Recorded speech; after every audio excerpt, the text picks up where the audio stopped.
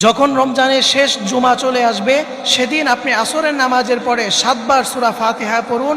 এরপরে আপনি যদি এই একটি দোয়া পাঠ করতে পারেন তাহলে ইনশাআল্লাহ আল্লাহ তাআলা আপনার জীবনের সকল গুনাহ ক্ষমা করে দিবেন। প্রিয় ভাই এবং প্রিয় বোনেরা আমার, এই তো রমজান মাস শেষ দিকে চলে আসছে, রমজান মাস শেষ হয়ে যাচ্ছে, আর মাত্র অল্প কিছুদিন রয়েছে এবং সামনে আরেকটি শুক্রবার রয়েছে এবং আলহামদুলিল্লাহ এই রমজানে আমরা বোধ হয় 5টি শুক্রবার পেতে যাচ্ছি। প্রিয় ভাই এবং প্রিয় বোনেরা আমার, এই রমজানের শেষ জুমায় আপনি আসরের নামাজের পরে আপনি যদি 7 বার সূরা ফাতিহা পড়ে এরপরে এই দোয়াটা পাঠ করতে পারেন তাহলে ইনশাআল্লাহ আল্লাহ তাআলা তার হাবিবের মাধ্যমে জানিয়েছেন ওই ব্যক্তির জীবনের সকল গুনাহ আল্লাহ তাআলা ক্ষমা করে দিবেন। প্রিয় ভাই প্রিয় বোনেরা আমার, আপনি জীবনে কত গুনাহ করেছেন, আপনি অনেক আল্লাহ তাআলার কাছে দোয়া করেছেন, আল্লাহ তাআলার কাছে ক্ষমা চাইছেন, কিন্তু হতে পারে আপনার সেই গুনাহটা আল্লাহ তাআলা ক্ষমা করে দেয় নাই।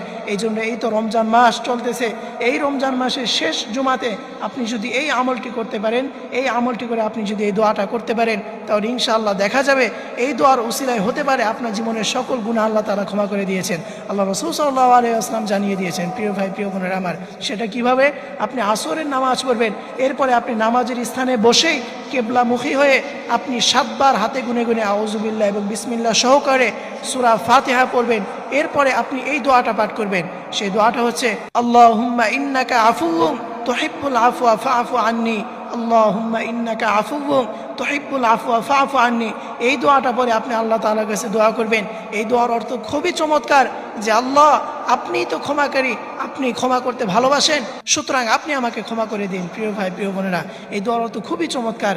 আপনি শুক্রবার আসরের নামাজের পরে রমজানের শেষ জুমাতে আপনি যদি এই আমলটি করতে পারেন তাহলে ইনশাআল্লাহ আল্লাহ তাআলা আপনার জীবনের সকল গুনাহ ক্ষমা করে দিবেন। আল্লাহ তাআলা আমাদের সকলকে এই আমলটি করে এই রমজানের উছিলায় আমাদের জীবনের সকল গুনাহ ক্ষমা করে দিক।